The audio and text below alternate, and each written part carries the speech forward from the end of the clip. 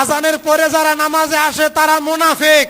Facebook ইউটিউবের মধ্যে দেখবেন এক কাযযাব বের হয়েছে, মিথ্যাবাদী বের হয়েছে। এই কাযযাব বক্তৃতা দিয়েছেন যে জুমার দিন আজান শোনার পরে যারা মসজিদের মধ্যে আসবে তারা নাকি মুনাফিক। নাউজুবিল্লাহ বলবেন না? আজানের পরে যারা নামাজে আসে তারা মুনাফিক। আজানের পরে যারা শুক্রবারে নামাজে আসে তারা মুনাফিক। এই ফতোয়া আমি দিলাম। জুমার দিন যে মুসলমান আজান শোনার পরে মসজিদে আসবে তারা মুনাফিক, আর আজান শোনার পরে মসজিদে না আসলে তারা কাফের। নাউজুবিল্লাহ বলবেন না? মুনাফিক তারা যদি নামাজ ছেড়ে দেয় তারা কাফের, তারা কাফের, তারা কাফের। আর জোরে বলেন না নাউজুবিল্লাহ।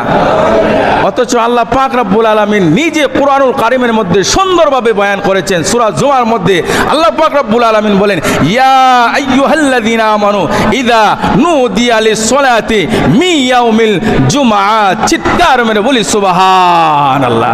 আল্লাহ পাক রব্বুল আলামিন সূরা জুমার মধ্যে বলেন, যখনই জুমার নামাজের আজান হয়ে যাবে, জুমার নামাজের জন্য তোমাদেরকে আহ্বান করবে, ডাকা হবে।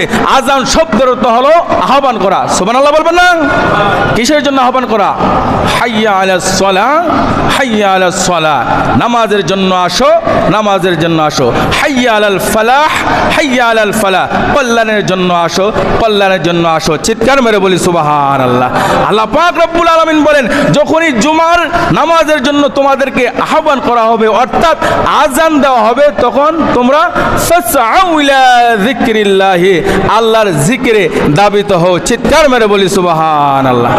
আল্লাহ বলছেন নামাজের জন্য আহ্বান করলে আজান দেওয়ার পরে আজান শুইনা তোমরা মসজিদে আসবা, আর মৌলবী বলে আজান শুইনা আসলে নাকি মুনাফিক। নাউজুবিল্লাহ বলবেন না? কত ফিতনা আমাদের সমাজের মধ্যে বের হয়েছে।